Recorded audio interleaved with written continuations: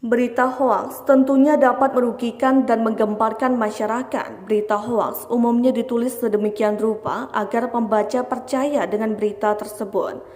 Namun, lambat laun berita hoaks pastinya akan ketahuan. Di antaranya banyak hoaks yang beredar di Indonesia. Berikut ini 5 berita yang dinilai menggemparkan. 1. Babi ngepet. Berita tentang babi ngepet ini berawal dari Al yang disebut jadi salah satu tokoh masyarakat menyebarkan rumor adanya babi ngepet di Bedahan Sawangan, Depok. Rumor dan rekayasa isu babi ngepet ini ia lakukan dengan alasan perlu mencarikan solusi bagi warga yang mengeluh kehilangan uang 1 juta rupiah sampai 2 juta rupiah. Serangkaian rekayasa untuk mendukung cerita babi ngepet pun ia siapkan, mulai dari babi yang dibeli seharga Rp900.000 di toko online. Kemudian rekayasa cerita menangkap babi yang harus telanjang, hingga fakta palsu bahwa ukuran babinya mengecil. 2. Hoaks Ratna Sarumpait.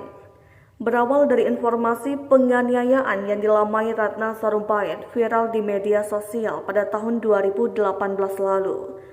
Kemudian menyebar dan mendapat tanggapan dari tokoh politik yang membenarkan kejadian penganiayaan tersebut.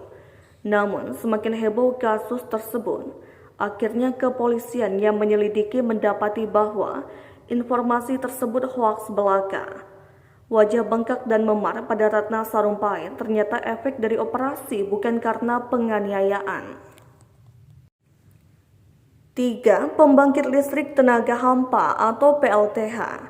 Selamat Haryanto atau dikenal dengan sebutan Mbah Emping adalah seorang tukang servis di mana yang sempat menggemparkan berkat penemuannya, yaitu pembangkit listrik tenaga hampa atau PLTH.